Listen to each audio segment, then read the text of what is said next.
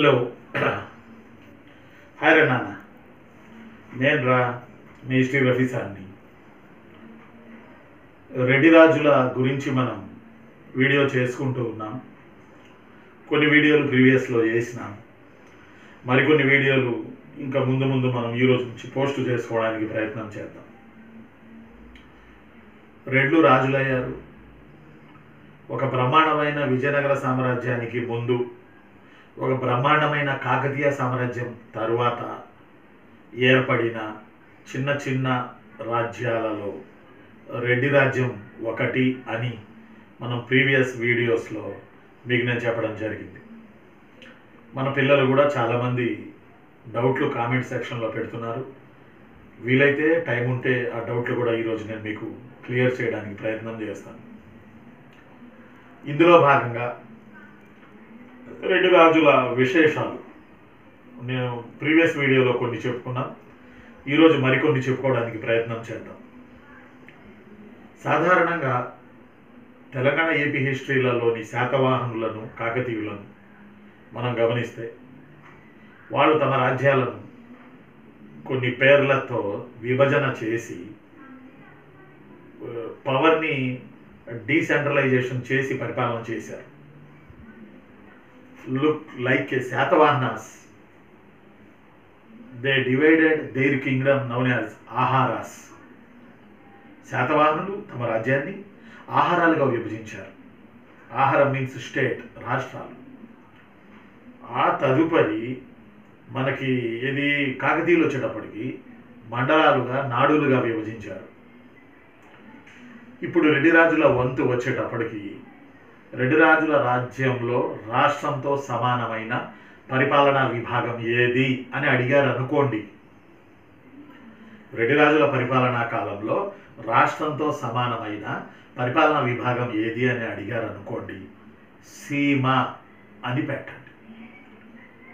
సీమ అని పెట్టండి. ఆన్సర్ సీమ అని పెట్టండి.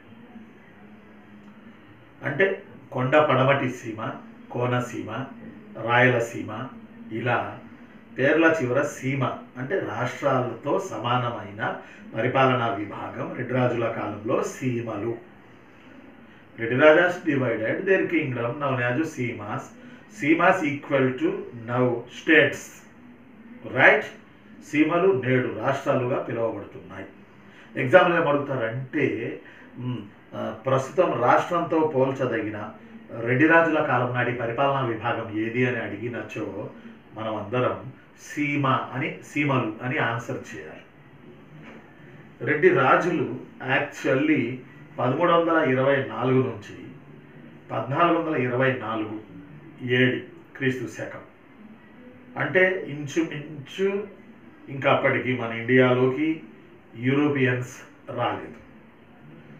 యూరోపియన్స్ అంటే మనకి పోర్చుగీసులు 1498 ఇలా చెప్పుకుంటాం మనం. అండ్ అప్పటికి యూరోపియన్స్ రాలేదు. 1398 తైమూర్ దండయాత్ర చేశాడు భారతదేశం మీద. అతని దండయాత్ర తర్వాత సయ్యద్ వంశం అని ఒక వంశం వచ్చింది నార్త్ ఇండియాలో. అంటే 1398లో ఉత్తర భారతదేశంలో ముస్లింల పాలన ఏది మన బానిస వంశం, ఖిల్జీ వంశం, తుగ్లక్ వంశం దాటుకొని సయ్యద్ల వంశం ప్రారంభమవుతున్న వేళ తైమూర్ దండయాత్ర వల్ల తను పెట్టి వెళ్ళిన ఒక సేనానే ఆ తర్వాత ఖిజిర్ ఖాన్ సయ్యద్ అని సయ్యద్ వంశాన్ని స్థాపించాడు. అంటే తైమూర్ ఒక మ్యాసివ్ దండయాత్ర నార్త్ ఇండియా జరుగుతున్న తరుణాన దక్షిణ భారతదేశంలో విజయనగర రాజులు ఒక పక్క, గజపతులు మరో పక్క, రెడ్డి రాజులు ఇంకో పక్క, వెలమలు దేవరకొండ, రాచకొండ వైపు, కాపులు కడప వైపు, ముసునూరి కమ్మ నాయకులు కృష్ణా జిల్లా నూజువీడు దగ్గర ముసునూరు కేంద్రంగా అక్కడ పరిపాలనలు జరుపుతున్న వేళ ఉత్తర భారతదేశంలో 1398 పీరియడ్లో తైమూర్ దండయాత్ర జరిగింది. అంటే ఇదంతా నేను ఎందుకు చెప్పానంటే రెడ్డి రాజుల కాలంలో 1398 వస్తుంది కనుక, 1324, 1424 వస్తుంది కనుక ఈ టైంలో భారతదేశం ఒక మ్యాసివ్ తామర్లిన్ లేదా తైమూర్ అటాక్ని ఎదుర్కొంది అని చెప్పడం నా ఉద్దేశం. ఇక రెండవ ఉద్దేశం ఏంటంటే ఈ సీమ అనే పదం ఎంత ప్రాచుర్యం పొందిందో మీకు పాత సినిమాలు చూస్తే మీకు తెలుస్తుంది. అంటే ఇక్కడ ప్రాచుర్యం పొందడం మీన్స్ ఎవరైనా యూరోప్ నుంచి వచ్చినా, యూరోపియన్స్, పోర్చుగీసులు, డచ్ వాళ్ళు, బ్రిటిష్ వాళ్ళు, ఫ్రెంచ్ వాళ్ళు, ఇలా ఎవరెవరు వచ్చినా ఆ రోజుల్లో ఈ రెడ్డి రాజుల కాలం నాటి సీమ అనే పదం ఒక ఊత పదంగా, వాడుక పదంగా, ఉపయోగిత పదంగా మారి ఎవరైనా ఇంగ్లీష్ వాళ్ళు వస్తే సీమ నుంచి వచ్చాడు దొర, సీమ నుంచి వచ్చాడు దొర అని చెప్పడం స్టార్ట్ చేశారు. సీమ అంటే సుదూర ప్రాంతం పరిపాలనకు అని అర్థం. రెడ్డి రాజుల కాలంలో బహుశా పల్లెటూరులో నివసించే జనాలకి సీమ హెడ్ క్వార్టర్ బహుశా దూరం ఉండి ఉండాలి, లేదా సీమ అనే పదం బాగా ప్రాచుర్యం పొంది ఉండాలి. అందువల్ల సీమ అనే పదం ఆ తదుపరి కాలాల్లో బ్రిటిష్ వాళ్ళ కాలంలో కూడా తెలుగు నేలపై ఎవడైనా బ్రిటిష్ వాడు కనపడితే సీమ నుంచి వచ్చాడు, సీమ దొర, సీమ దొర, సీమ దొర అని చెప్పడం ప్రారంభించారు. ఏదేమైనా సీమలు అనే పదానికి విస్తృత ప్రాచుర్యం కల్పించారు రెడ్డి రాజులు. రెడ్డి రాజులు తమ రాజ్యాన్ని సీమలుగా విభజించారు. సీమలు అంటే ఈ రోజుల్లో రాష్ట్రాలుగా మనం ప్రధానంగా చెప్పుకోవచ్చు.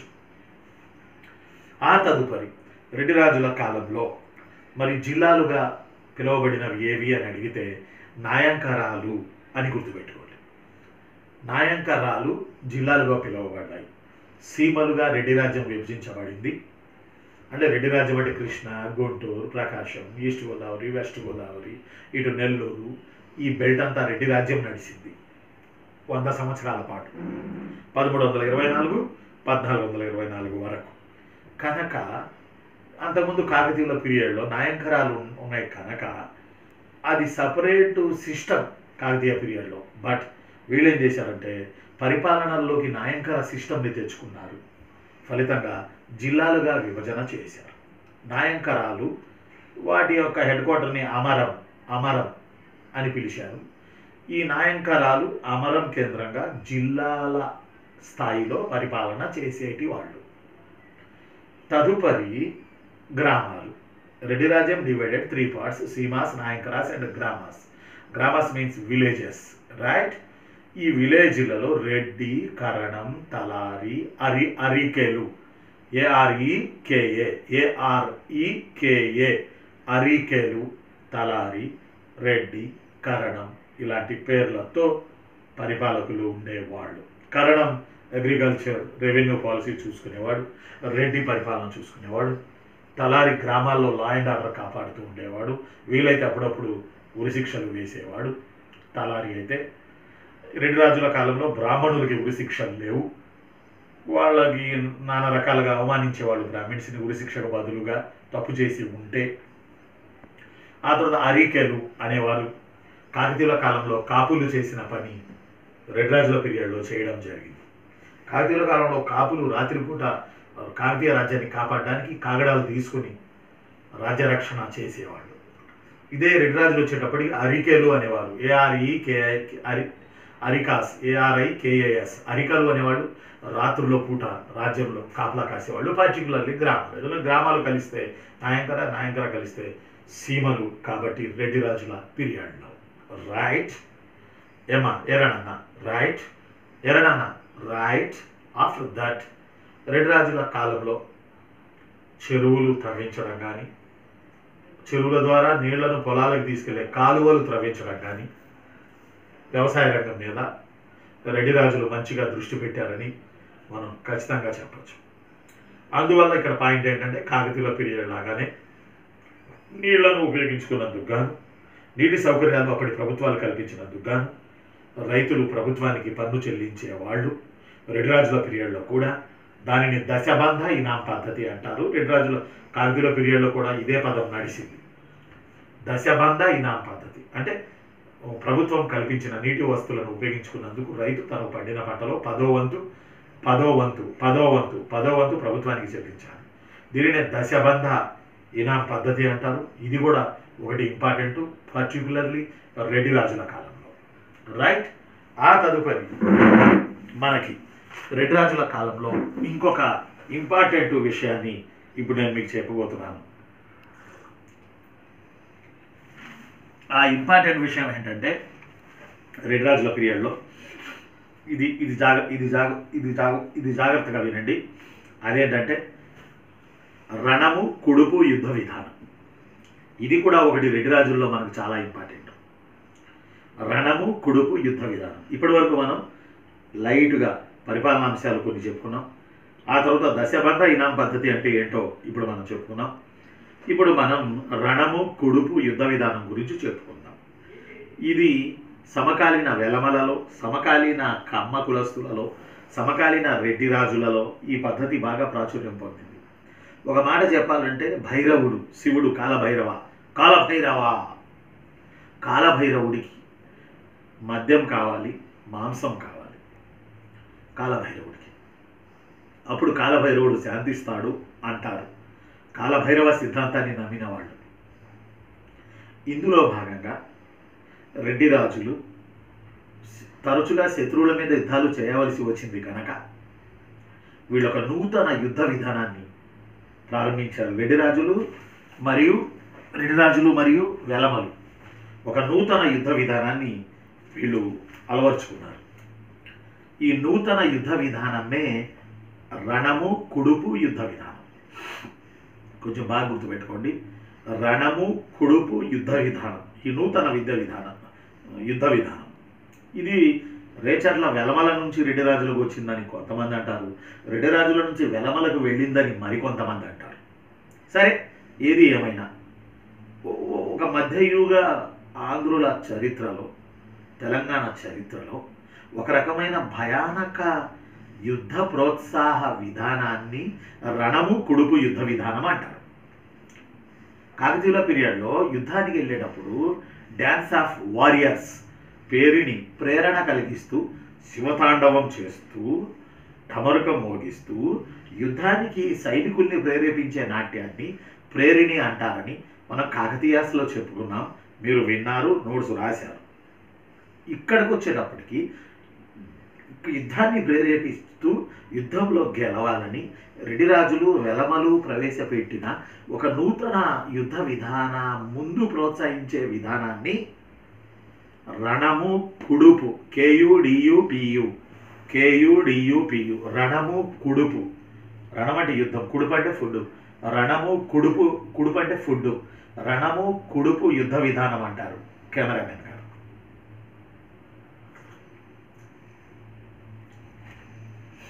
ఈ రణము కుడుపు యుద్ధ విధానం అంటే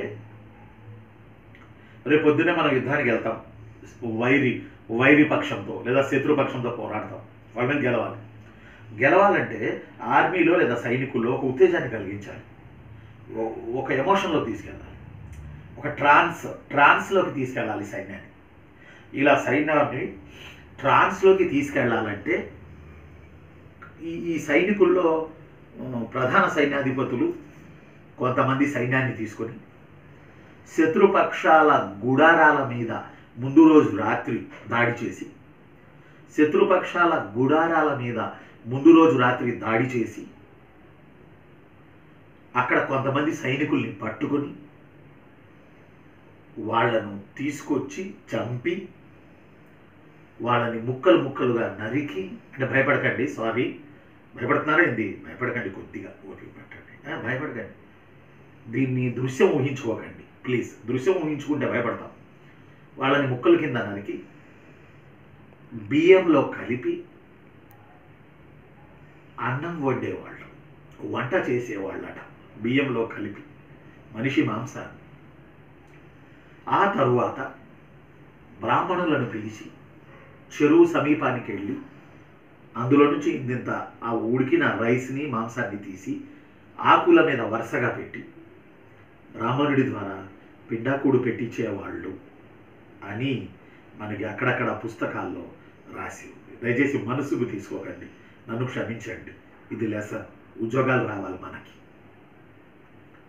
అంటే అర్థం ఏంటంటే రేపు పొద్దున యుద్ధానికి వెళ్తున్నాము సూర్యోదయం తర్వాత, అందులో మనం గెలవాలంటే ముందే శత్రువుల్ని మనం చంపాము, వాళ్ళకి పిండాకుళ్ళు పెట్టాము అనే ఒక ఫీల్ సైనికుల్లో తెచ్చి తద్వారా వాళ్ళని ట్రాన్స్లోకి తీసుకెళ్ళి యుద్ధంలో గెలిపించడానికి చేసే ఒక భయరంజితమైన ప్రక్రియనే రణము కుడుపు యుద్ధ విధానం అంటారు.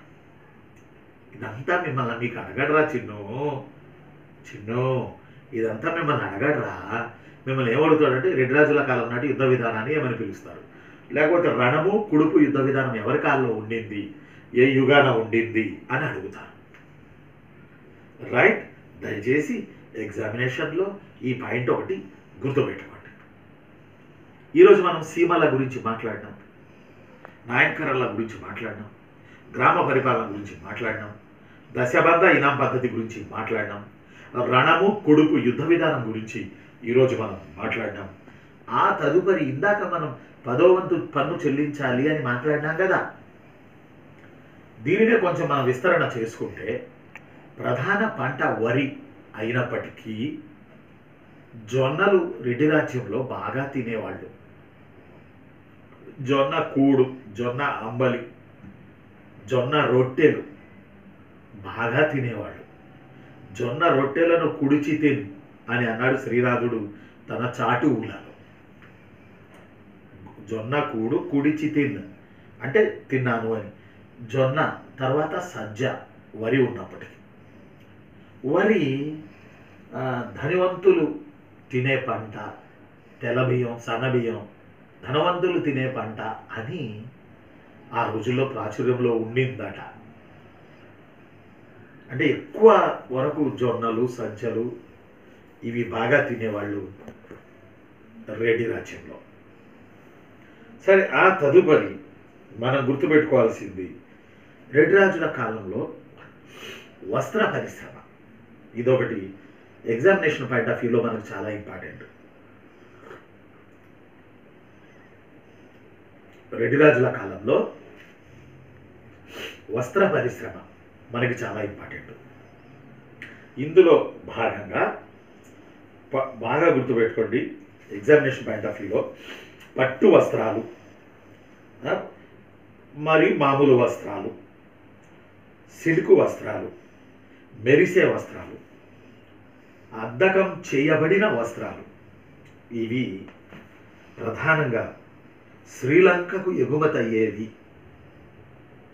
రెడ్డి రాజ్యం నుంచి శ్రీలంక లేదా సిలోన్ లేదా సింహళ దీపం లేదా తామ్రపర్ణి PARNI తామ్రపర్ణికి ఎగుమతి అయ్యేవట. వ్యాపారంలో ఈ విషయాన్ని మనకి కొరివి గోపరాజు రాసిన కెమెరామెన్ గారు సింహాసన ద్వాత్రంసిక అనే పుస్తకం చెప్తుంది. కొరివి గోపరాజు రాసిన సింహాసన ద్వాత్రంసిక అనే పుస్తకం మనకు చెప్తుంది. సింహాసన ద్వాత్రంసిక, ఏ book written by Korivi Goparaju. ఈ పుస్తకం చెప్తుంది ఏంటంటే, సిల్క్ వస్త్రాలు, పట్టు వస్త్రాలు, అద్దకం చేయబడిన వస్త్రాలు, రంగుల అద్దకం చేయబడిన వస్త్రాలు, ఇవి శ్రీలంకకు ఎగుమతి అయ్యేవి అని రాసినాడు. పిల్లలు డౌట్లో కామెంట్ పెట్టారు ప్రీవియస్ వీడియోలో. బహుశా వాళ్ళ డౌట్ తీరిందని నేను అనుకుంటున్నాను. శ్రీలంకకు ఎగుమతి అయ్యా దిగుమతుల గురించి చెప్పలా తను. Simhasana Dwatrimsika, book written by Korivi Goparaju. At that time he mentioned exports from Reddy Kingdom to Sri Lanka, not imports. అతను ఇంపోర్ట్స్ గురించి చెప్పాల, ఎక్స్పోర్ట్స్ గురించి చెప్పాడు. రైట్, బాగా గుర్తుపెట్టుకోవాలి. మరి ఇప్పుడు మీకు డౌట్, సార్ మరి శ్రీనాథుడు ఏం చెప్పాడు సార్? శ్రీనాథుడు కూడా చెప్పాడురా చెల్లెమ్మ, శ్రీనాథుడు కూడా చెప్పాడు. శ్రీనాథుడు ఏం చెప్పాడంటే దిగుమతుల గురించి చెప్పాడు.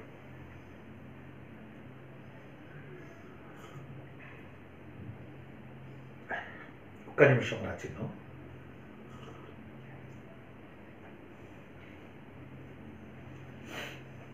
శ్రీనాథుడు దిగుమతుల గురించి చెప్పాడు.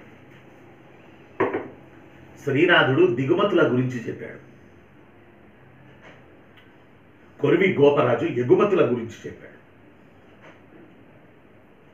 శ్రీనాథుడు తన పుస్తకమైనటువంటి హరవిలాసంలో జాఫ్నా, సింహళం, సుమిత్ర, ఇండోచైనా, మలయ, భూటాన్ల నుంచి చీనాంబరాలు, చందన, కర్పూరాది విలాస వస్తువులు దిగుమతి అయ్యేవి. Please note this point. Exports గురించి చెప్పింది కొరివి గోపరాజు శ్రీలంక సింహాసన ద్వాత్రంశిక అనే పుస్తకంలో దిగుమతుల గురించి చెప్పింది శ్రీనాథుడు తన హరవిలాసంలో. Jaffna, Simhalam, Sumatra, Indo China, Malaysia, భూటాన్ల నుంచి చీనీ చీనంబరాలు, చందన కర్పూరాలు లాంటి విలాస వస్తువులు దిగుమతి అయ్యేవి. ఆ రోజుల్లో రెడ్డి రాజ్యం మొత్తంలో పొటెన్షియాలిటీ ఉన్న వ్యాపారవేత్త అవచి తిప్పయ్య శెట్టి. ఈ దిగుమతులన్నీ తనే చేసుకునేవాడు. ఎందుకంటే హరవిలాసంలో దిగుమతుల గురించి రాస్తూ శ్రీనాథుడు అవచి తిప్పయ్య శెట్టే ఈ దిగుమతులన్నీ చేసుకునేవాడు, తను ఒక బిజినెస్ టైకూన్ రెడ్డి రాజుల్లో అన్నాడు. దీనికి తోడు హరవిలాసాన్ని తను అవచి తిప్పయ్య శెట్టికే కదా శ్రీనాథుడు అంకితం ఇచ్చింది. అవచి తిప్పయ్య శెట్టికే కదా శ్రీనాథుడు హరవిలాసం అంకితం ఇచ్చింది. అవచి తిప్పయ్య శెట్టి దగ్గరే కదా పలనాడులో బొడ్డుబల్లిలో శ్రీనాథుడు వ్యవసాయం చేయడానికి 700 నూర్లు తీసుకున్నది. కాబట్టి మీరు మెయిన్ డిఫరెంట్ ఏంటంటే దిగుమతులు అని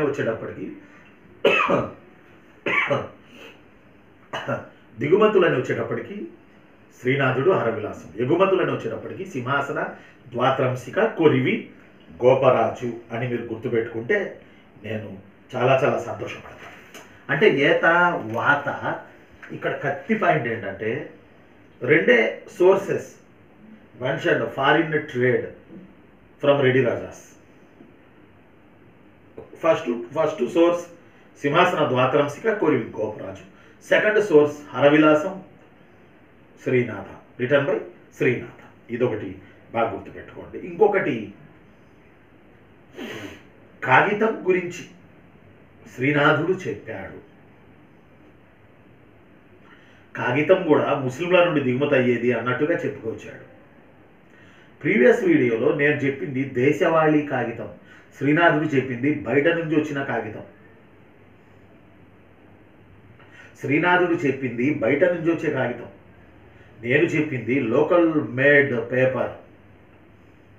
పల్నాడులోని వేమవరంలో లోకల్ మేడ్ పేపర్ని తయారు చేసేవాళ్ళు, అది ఎలా తయారు చేసేవాళ్ళో మీకు నేను దేశవాళీ కాగితం అని ప్రీవియస్ వీడియోలో చెప్పినా జర మీరు చూసుకోండి.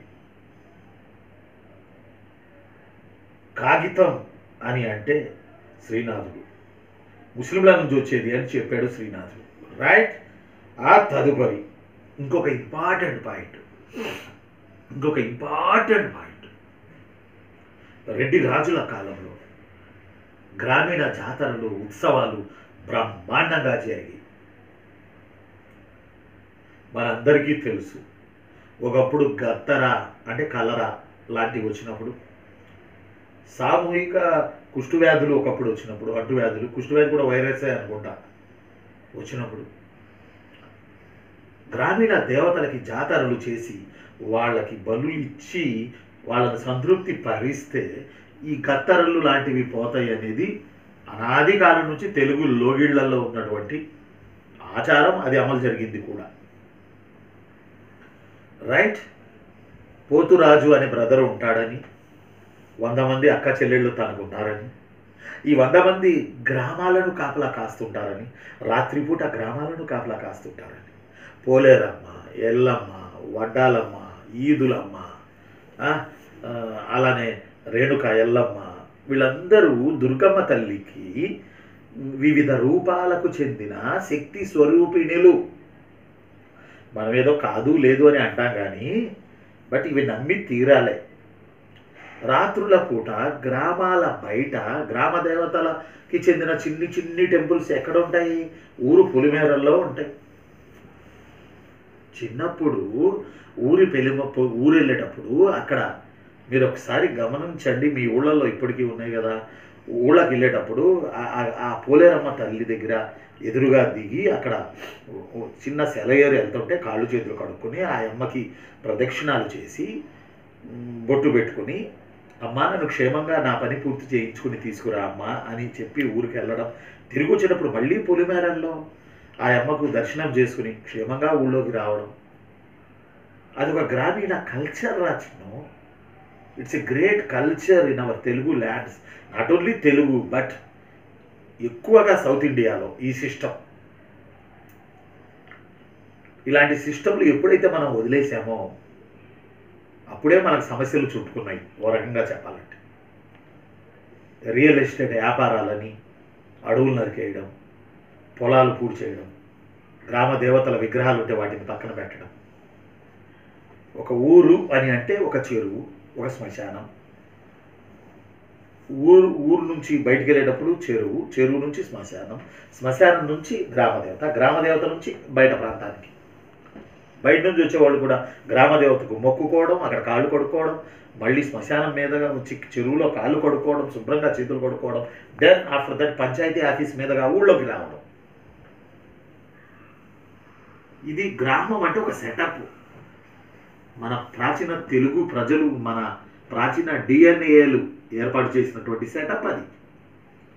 ఈరోజు దాన్ని ధ్వంసరచన చేశాం కనుక ఇప్పుడు కరోనా కష్టాలు మనం వెన్నాడుతున్నాయి, ఒక మాట చెప్పాలంటే. కాబట్టి రెడ్డి రాజుల పీరియడ్లో మాలగూరమ్మ అనే గ్రామ దేవత బాగా ప్రాచుర్యం పొందిన దేవతగా చెప్తా ఉన్నారు మనకి. మాలగూరమ్మ గుర్తుపెట్టుకోండి. Malaguramma, GURAMMA, Malaguramma village deity in the time of Reddy Rajas. Right, బాగా గుర్తుపెట్టుకోండి. మేము ఇంటర్మీడియట్ చదివే రోజుల్లో మా ఫ్రెండు నేను ఎగ్జామ్స్కి వెళ్ళే ముందు మా ఊరు పొలిమేరల్లో పోలేరమ్మ అంటే ఏంటి? పొలిమేరల్ని భద్రంగా కాపాడి చీడ పీడల దుష్టశక్తుల నుంచి ఆ గ్రామాన్ని రక్షించే అమ్మే పోలేరమ్మ. పొలిమేరల దగ్గర ఉండే అమ్మ పోలేరమ్మ, పొలిమేరల దగ్గర ఉండే అమ్మ పోలేరమ్మ. మేము అట్లా చూసుకుని ఆ అమ్మను దర్శించుకుని కొబ్బరికాయ కొట్టుకుని ఆ రోజు ఎగ్జామ్కి వెళ్తే ఈ రగ తీసేవాళ్ళం. హిస్టరీ అయితే చింపేసేవాడిని నేను. ఇంటర్ నుంచి కూడా హిస్టరీ అంటే ప్రాణం, చచ్చిపోయేవాడిని నేను. ఆ హిస్టరీయే ఈరోజు నాకు అన్నం పెడుతుంది, మీతో 10 మందితో పంచుకోవడానికి నాకు అవకాశం కల్పించింది, అదృష్టం కల్పించింది హిస్టరీ సబ్జెక్ట్. ఆ అమ్మ, ఆ పోలేరమ్మ ఆ ప్రాంగణంలోనే మేము కూర్చొని చదువుకునేవాళ్ళం ఎగ్జామ్స్కి. ఒక ఎగ్జామ్కి మధ్యలో 1 డే గ్యాప్ వచ్చింది, 1 డే 2 డేస్. అప్పుడు ఆ అమ్మ ఎదురుగా ఉన్న వేప చెట్టు కిందో అక్కడెక్కడో కూర్చొని పెద్దగా అరుస్తూ చదివేవాళ్ళం. ఆ అమ్మ ఆశీర్వచనాలు మాకు ఉండేవి. అర్థమైందా? ఈరోజు మనిషి అనే పదమే ప్రశ్నార్థకమైంది. ఎప్పుడైతే లాక్డౌన్ వచ్చిందో అడవి జంతువులన్నీ వీధుల్లోకి, మెట్రో స్టేషన్లోకి, మెయిన్ పెద్ద జంక్షన్లోకి, ప్రపంచ దేశాలు భారతదేశంతో సహా అవి స్వేచ్ఛగా తిరుగుతున్నాయి. కారణం ఆ ఏరియా అంతా వాటిది, మంది కాదు యాక్చువల్లీ. ఒకప్పుడు చెప్పేవాళ్ళు ఊళ్ళకి వెళ్తే ఇదంతా పులులు తిరిగాయంట, ఇదంతా ఇదంతా అరణ్యం అంట, ఇక్కడ మనుషులు వచ్చేవాడు కాదు, ఇదంతా అడివే ఉండే ఒకప్పుడు అని చెప్పుకునేవాళ్ళు. ఇప్పుడు మళ్ళీ అడవి జంతువులన్నీ వీధుల్లోకి వచ్చి మళ్ళీ అడవి ఏర్పడుతుందేమో అని భయం వేస్తుంది నాకు. కొన్నాళ్ళు ఉంటే ఏముంటుంది, రోడ్డు మీద చెట్లు మొలిచేస్తాయి, ఏముంటుంది దానికి? అవి వచ్చి సీల్స్ అనుకుంటా, సీల్స్ చిన్న జంతువులు వచ్చి రోడ్డు మీద పడుకుని చక్కగా ముచ్చటగా ఆడుకుంటూ తమ బిడ్డ దగ్గర పాలు ఇచ్చుకుంటూ మెయిన్ జంక్షన్లో అవి చూస్తుంటే నాకు అనిపించింది, ఈ ప్రాంతం అంతా వీటిది కదా, వీటికి మనం సమాన ఇంపార్టెన్స్ ఇవ్వలేదు, అందువల్ల ఈరోజు అవి వచ్చినాయి.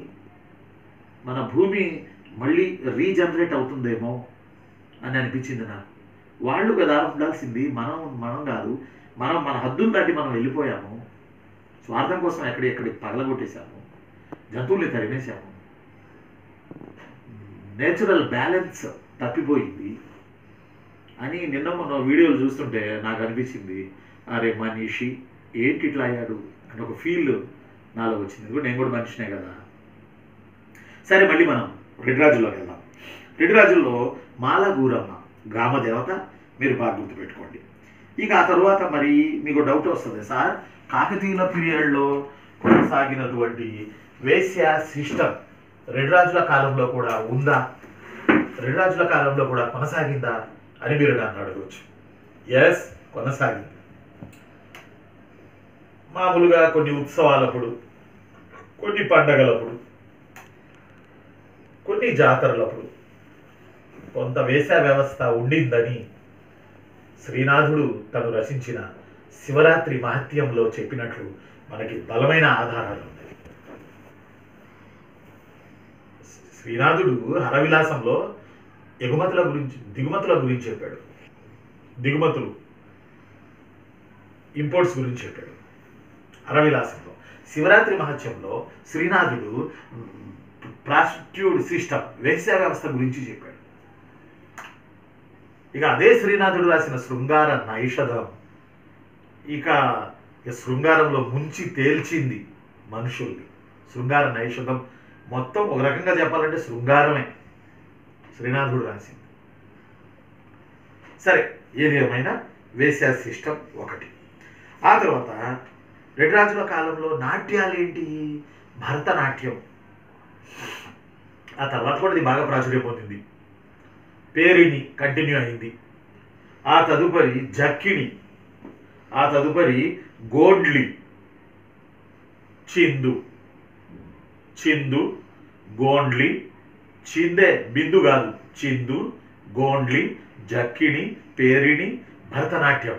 ఇవి కొన్ని ఫోక్, కొన్ని ఏమో classical in the period of Reddy Rajas. బాగా గుర్తుపెట్టుకోవాలి. ఆ తరువాత మన పిల్లలు ఒక డౌట్ వ్యక్తం చేశారు కామెంట్స్లో. ఆ డౌట్ ఏంట్రా నాన్న అంటే, సార్ ఏమంటాం దాన్ని మనం, సంతాన సాగరం చెరువుని ఎవరు తవ్వించారు సార్ అని. సంతాన సాగరం చెరువుని పెదకొమటి వేమారెడ్డి డబ్బుతో అతని భార్య సూరాంబిక తవ్వించింది. ఓకే, ఇది కన్ఫర్మ్ చేసుకోండి. నేను రిఫర్ చేసి కొద్దిగా క్లారిటీ ఇస్తున్నాను మీకు. నేను సంతాన సాగరం చెరువు సూరాంబికే తవ్వించింది, పెదకొమటి వేమారెడ్డి ఖజానా డబ్బు తీసుకుని. తదుపరి ఆమె బిడ్డ వచ్చాడు రాచవేమారెడ్డి. తను పొలాలకి నీళ్లు మళ్లించడానికి జగనొప్ప దండని కాలువను త్రవ్వించాడు. ఈ విషయాలన్నీ మనకి ఫిరంగిపురం శాసనం చెప్తుంది. ఆ కొండవీడు, ఆ బెట్లో ఫిరంగిపురం ఇట్లా ఊళ్ళు ఉన్నాయి.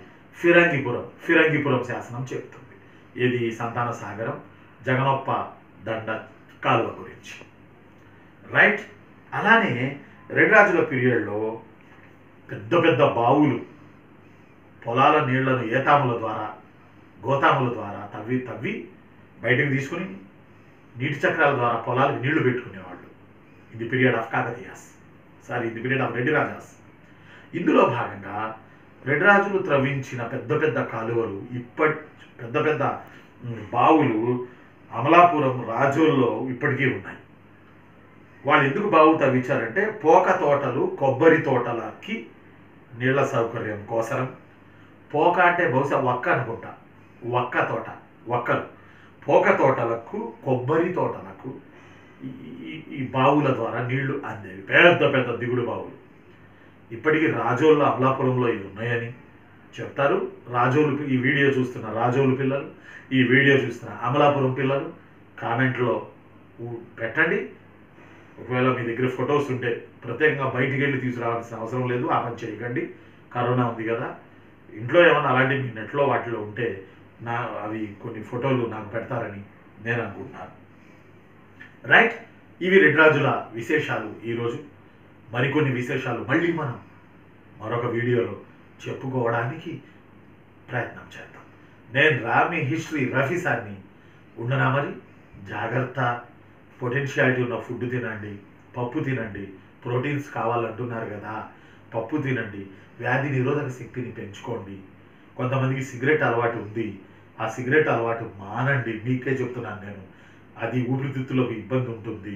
ఆ తర్వాత ఏదన్నా మనకి అటాక్ అయితే ఊపిరితిత్తుల్లో పవర్ చాలా కష్టమవుతుంది. అందువల్ల కొంతమంది పిల్లలు ఉన్నారు, ఆ పిల్లలు సిగరెట్లు మానేయవలసిందిగా నేను మిమ్మల్ని దయచేసి అభ్యర్థిస్తున్నాను. మీరు భద్రంగా ఉండాలి, నేను భద్రంగా ఉండాలి, మనిషి అన్నవాడు భద్రంగా ఉండాలి. మనందరం సంతోషంగా ఉంటేనే ఈ పృథ్వీ ముందుకెళ్ళడానికి ప్రయత్నం చేస్తుంది. మంచిగా తినండి, బాగా చదవండి. నేను రామి హిస్టరీ రఫీసాన్ని మరి ఉంటాను. మరో వీడియోలో మళ్ళీ మనం ఇంత హృదయపూర్వకంగా చెప్పుకుంటూ మళ్ళీ కలుసుకుందాం. Thank you very much. Bye bye bye.